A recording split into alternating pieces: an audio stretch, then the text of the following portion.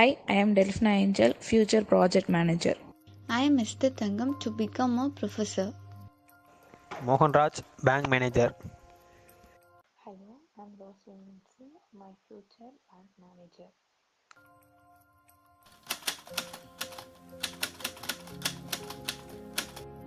I am Divya Bharti, Future Company Secretary. Good morning everyone. I am going to share the introduction of International Financial Management.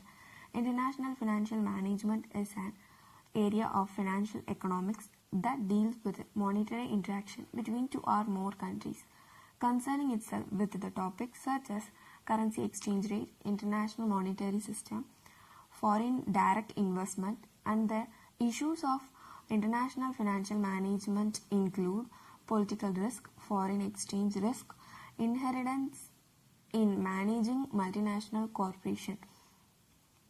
In simple, IFM is also known as financial management. It deals with international business environment. It is different because of this different world, different currency.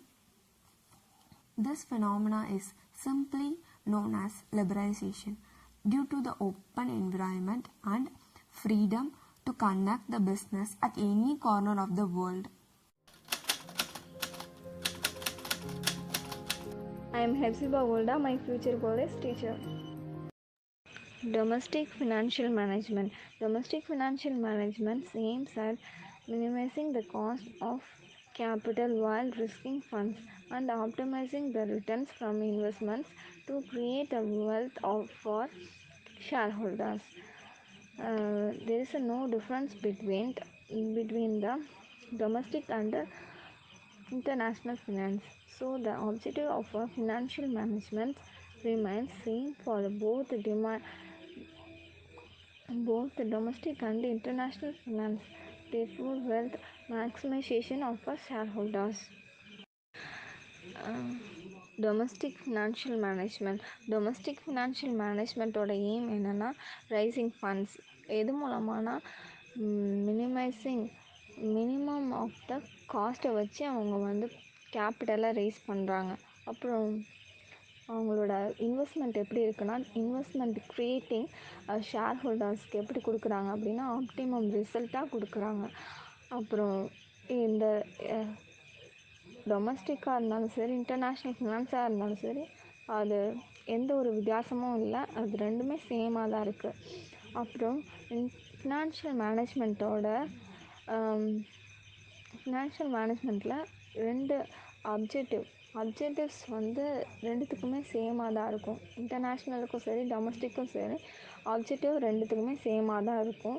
அப்புறம் maximisation of share ஹோல்டர்ஸும் மேக்ஸிமமாக அவங்களுக்கு எல்லாமே அவங்க both and சேமாக தான் இருக்கும்.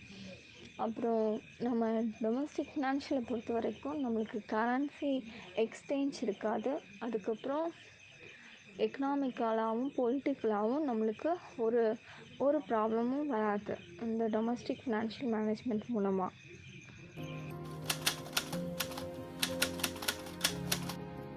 Hi everyone, this is Kirtika, Future Bank Manager. International Financial Management அதோட meaning என்னன்னா trading and making money through the exchange of foreign currency. It helps the organization to connect with the international dealing with overseas business partners, suppliers and lenders. It is also used by the government, organization and non-profit institution. The art of managing money on a global scale is known as international financial management. Next, scope of international financial management, estimating financial requirement. It helps the international finance manager to estimate the short-term and long-term financial requirement of the business. A finance manager has to prepare a financial plan for the present as well as the future based on the past financial data of the business. Selecting source of finance. After preparing the capital structure, the appropriate source of finance need to be determined. In finance is required for short term as bank and public deposit. In other hand, if finance is required for long term as share capital and debentures. Dividend decisions. It helps to know about the management of unit is known as dividend decisions. Investing decisions. It helps to know about the activities of finance, assessing risk and returns, investment of fund. Money management decisions. Decisions about how to manage the firm's financial resources most efficiently is known as money management decisions.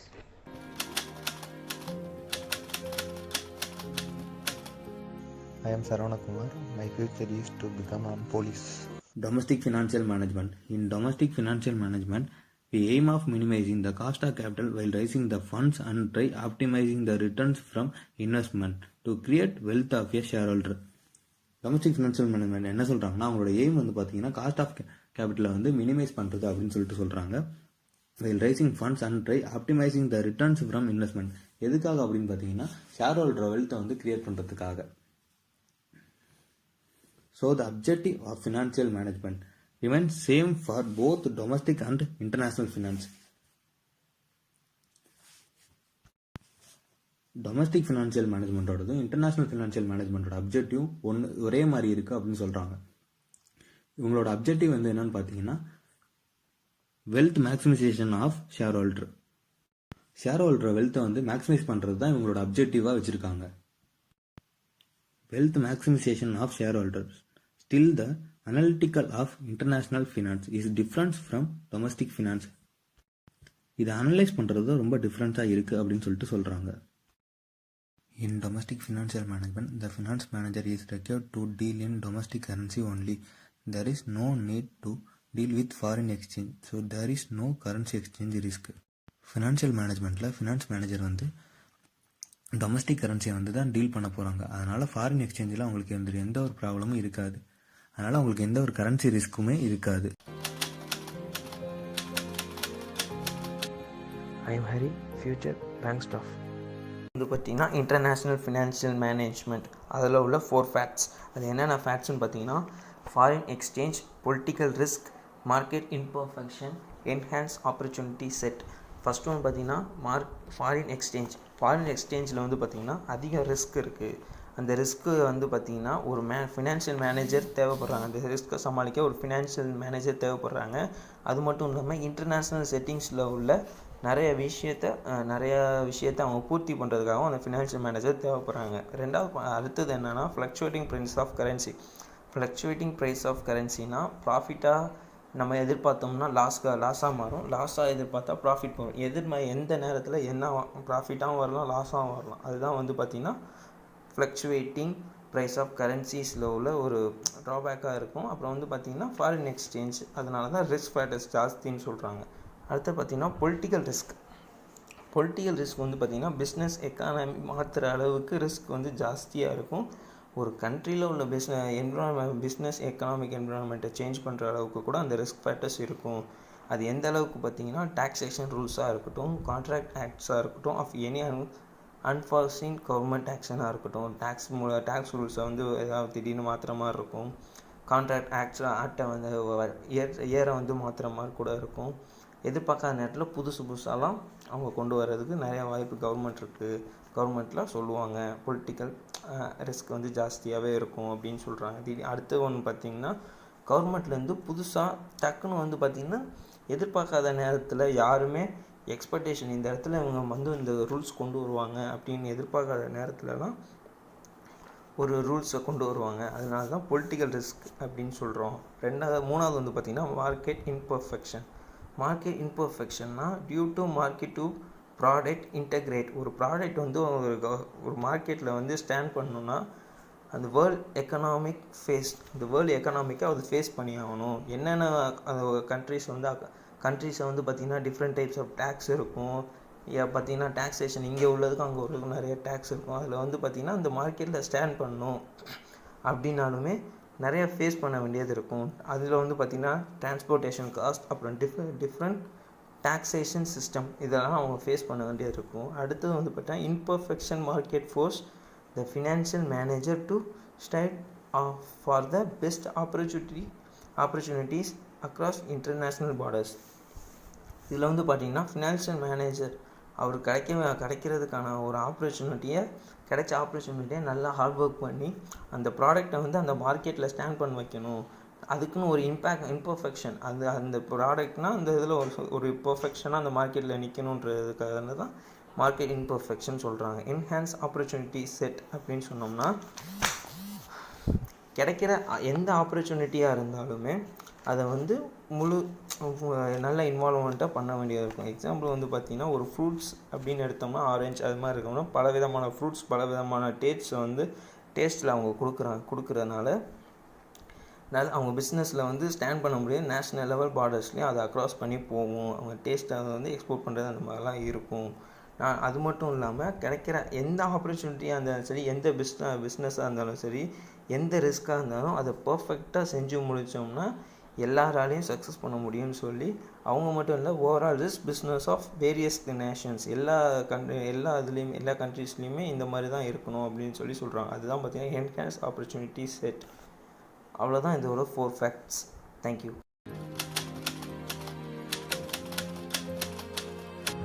My name is Soundarya.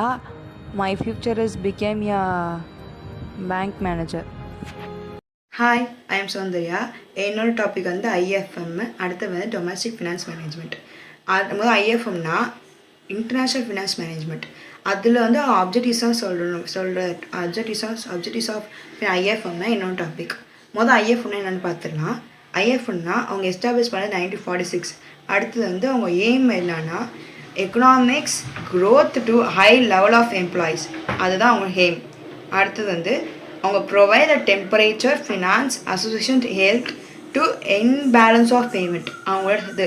அடுத்து objectives of finance management பார்த்துடலாமா? அப்ஜெக்டிவ்ஸ்னால் என்ன?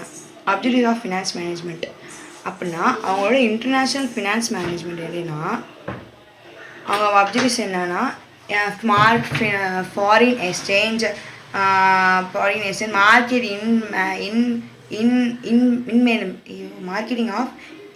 Marketing imperfect competition, அப்படின்ட்டு operating sector, அப்புறம் பேசிக் opportunity, அதெல்லாம் அவங்க வந்து அப்ஜெக்டிவ்ஸில் வரும். அப்ஜெக்டிவ்ஸ்னால் என்ன அப்படின்னா international finance management also known as a international finances we know terms is a today world. அப்படி என்ன சொல்கிறாங்கன்னா அவங்க இன்டர்நேஷ்னல் ஃபினான்ஸ் இல்லாமல் அப்படின்னா international finance is very know today world. அதுதான் அவங்க மெயின் கான்செப்ட். ஓகேவா? அது சிம்பிள் மீனிங்கில் சொல்லணும்னா finance management is international business evaluations, அதுதான் அவங்களோட அதர் நேம். ஓகேவா? Myself Vijay Dharni, I am becoming a professor. Seminar topic is differences between international financial management and domestic financial management. Domestic financial management ஓட meaning என்னன்னா, domestic financial management இதோட aim என்னவாக இருக்கும்னா minimise the cost of capital and இந்த investment பண்ணவங்களுக்கும் share ஹோல்டர்ஸ்க்கும் profit increase பண்ணுறதுக்கு இது ஹெல்ப்ஃபுல்லாக இருக்குது. நெக்ஸ்ட் வந்து இன்டர்நேஷ்னல் ஃபினான்ஷியல் மேனேஜ்மெண்ட். இதோட மீனிங் என்னன்னா international financial management is also known as international ஃபினான்ஸ்னு சொல்லலாம். அண்ட் இன்டர்நேஷ்னல் ஃபினான்ஷியல் மேனேஜ்மெண்ட்டோட activities and helps the organisation to connect the international deals with the business partners, customers, suppliers and etc. It is also used by government organization and non-profit institution nu kuda sollala. Next difference வந்து என்னென்னா foreign exchange risk it's மீன் அந்நிய செலவாணி செய்கிறதுனால நம்மளுக்கு ஏற்படுற risk என்னங்கிறது நம்ம இதில் பார்ப்போம்.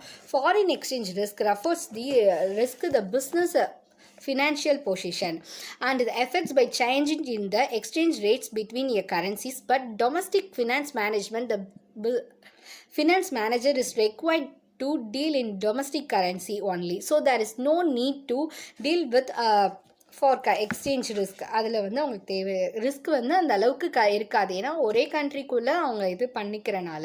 நெக்ஸ்ட்டு வந்து இன்டர்நேஷ்னல் ஃபினான்ஷியல் மேனேஜ்மெண்ட்டில் வந்து foreign exchange risk refers to the loss that and international financial டிரான்சாக்ஷனாக இருக்கும். And foreign exchange risk can also affect the investor who trade in international market and business engaged in the import and export of the product or services to multiple countries. ஏன்னா multiple கண்ட்ரீஸில் பண்ணுறனால அங்கே risk கண்டிப்பாக இருக்குங்கிறத அவங்க mention பண்ணியிருக்காங்க foreign exchange ரிஸ்கில்.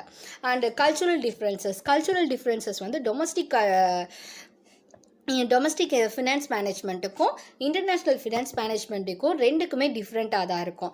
Because ஏன்னா domestic financial management வந்து அந்த கண்ட்ரிக்குள்ளே நடக்கிறது, இன்டர்நேஷ்னல் ஃபினான்ஷியல் மேனேஜ்மெண்ட் வந்து ஒரு கண்ட்ரிலேருந்து இன்னொரு கண்ட்ரிக்கு ரெண்டு இதுலேயுமே நடக்கிற மாதிரி இருக்கும். Domestic financial management deals with the cultural environment of domestic country only. அதாவது டொமஸ்டிக் ஃபினான்ஸ் மேனேஜ்மெண்ட் அந்தந்த கண்ட்ரியோட கல்ச்சுரல் ரிலேட்டடாக இருக்கிறதுனால ஸோ கல்ச்சுரல் டிஃப்ரென்சஸ் இருக்கிறது மூலமாக ரிஸ்க் குறைவாக இருக்கும் அப்படின்னு சொல்லுவாங்க. Next international financial management deal with different countries. Cultural வந்து பல்வேறு நாடுகளில் வேறுபாடாக இருக்குது. So countries value addition and expert for country to country it affect the international finance. And next difference என்னன்னா different stand of reporting. Domestic financial management have to deal with reporting stand of domestic country only. அது domestic countryல மட்டும்தான் அது நடக்கும். Domestic financial managementல அந்தந்த கண்ட்ரியோட standard of reporting அவங்க தான் maintain பண்ணுற மாதிரி இருக்கும். அண்ட் இது செப்பரேட் புக் மெயின்டைன் பண்ணுங்கிற அவசியம் ஸ்டாண்டர்ட் ஆஃப் ரிப்போர்ட்டிங்கில் வந்து டொமஸ்டிக் ஃபினான்ஷியல் மேனேஜ்மெண்ட்டுக்கு தேவையில்லைன்னு சொல்கிறாங்க. நெக்ஸ்ட் இன்டர்நேஷ்னல் ஃபினான்ஷியல் மேனேஜ்மெண்ட்டில் ஸ்டாண்டர்ட் ஆஃப் ரிப்போர்ட்டிங் எப்படி இருக்குன்னா புக் ஆஃப் அக்கௌண்டிங் அதாவது USGAAP அண்ட் IGAAPயை மெயின்டைன் பண்ணுவாங்க. அந்த USGAAP என்னென்னா ஜென்ரலி அக்செப்டட் அக்கௌண்டிங் பிரின்சிபல் அப்படின்னு சொல்லுவாங்க. The collection of commonly followed accounting rules and standard of financial ரிப்போர்ட்டிங்னு சொல்லுவாங்க. The booking of a asset and different treatment is one country compared to other கண்ட்ரின்னு சொல்லலாம். And next different என்னென்னா capital மேனேஜ்மெண்ட்டில் வந்து நம்ம ஃபஸ்ட்டு இதோட மீனிங்கே எப்படி இருக்குன்னா அது வந்து அதோட எய்மே என்னென்னா minimise the cost of capital and raising the optimise the return to funds. அதாவது ஷேர் ஹோல்டர்ஸ்க்கு வந்து அது ஹெல்ப்ஃபுல்லாக இருக்கிற மாதிரி தான் அதில் சொல்லியிருப்பாங்க. அதே தான் லிமிட்டட் ஆப்ஷன்ஸாக இருக்கும். So available hence to such challenges அதில் இருக்கும். ஆனால் இன்டர்நேஷ்னல் ஃபினான்ஷியல் மேனேஜ்மெண்ட்டில் the MNC the financial manager have ample option of raising the capital increase பண்ணுறதுல கேபிட்டல் லோ காஸ்ட் என்ஷூர் பண்ணது இதில் வந்து சேலஞ்சஸாக இருக்குது அப்படின்னு சொல்லுறாங்க.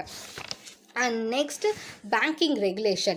Domestic management have to deal rules and regulation for domestic country only, and there is more familiarity with a banking rules and regulation. And international financial management la banking rules and regulation have to deal and follow the different countries. Different banking rules and regulation may be negatively impact the international financial management la irukum.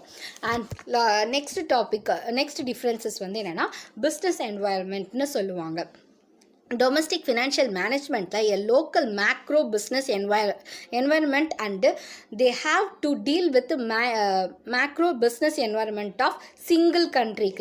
And the international financial management international financial business is exposed to different economic and political environment. All trade policies are limited options இருக்கும். So available hence to such challenges அதில் இருக்கும். ஆனால் international financial management the MNC the financial manager have ample option of rising the capital increase பண்ணுறதுல capital low cost ensure பண்ணது இதில் வந்து challenges-ஆக இருக்குது அப்படின்னு சொல்லுறாங்க. And next, banking regulation. Domestic management have to deal rules and regulation for domestic country only, and there is more familiarity with a banking rules and regulation. And international financial management la banking rules and regulation have to deal and follow the different countries. Different banking rules and regulation may be negatively impact the international financial management la irukum. And next differences வந்து என்னன்னா business environment னு சொல்லுவாங்க. Domestic financial management a local macro business environment and they have to deal with the macro business environment of single country. And the international financial management international financial business is exposed to different economic and political environment. All trade policies are different in different countries. Legal and tax requirement இந்த different எப்படி இருக்கும்னா domestic financial managementல the finance manager have to deal with domestic countries legal rules and tax structures. He is more familiar with the laws of domestic country. And next international financial managementக்கு வந்து legal and tax requirement எப்படி இருக்கும் அப்படின்னு பார்த்தீங்கன்னா the manager has to deal with different tax structure and legal law and tax is difficult to manage this because அவங்க ஏன்னா எல்லா கண்ட்ரிலையுமே அவங்க பண்ணுற மாதிரி இருக்கும். ஸ்டாக் ஹோல்டர்ஸ் டொமஸ்டிக் ஃபினான்ஷியல் மேனேஜ்மெண்ட்டில் financial management deals with the stock holder of single country and more information available about the like preference culturals languages மாதிரி இருக்கும். அண்ட் இன்டர்நேஷ்னல் ஃபினான்ஷியல் மேனேஜ்மெண்ட்டில் different culture and different set of value and most importantly the language also may different. All this affect the international financial manager. And political risk வந்து ஒரு கண்ட்ரியில் அதாவது domestic financial management அந்த இதில் பண்ணுறனால risk கொஞ்சம் கம்மியாக இருக்கும். ஆனால் இன்டர்நேஷ்னல் ஃபினான்ஷியல் மேனேஜ்மெண்ட்டில் ரிஸ்க் கொஞ்சம் ஜாஸ்தியாக இருக்கும். பிகாஸ் அந்த ஒரு கண்ட்ரிலேருந்து இன்னொரு கண்ட்ரிக்கு அவங்க எக்ஸ்போர்ட் பண்ணுறனால. Thank you very much for your unwavering attention throughout this presentation. Cheers, we remain most grateful for the rapt attention with which you sat through this lecture. We are confident that you have learned something from it. This presentation by Triple H. And our special thanks to Professor Shanti Mallan ma'am. Thank you ma'am. Thank you all.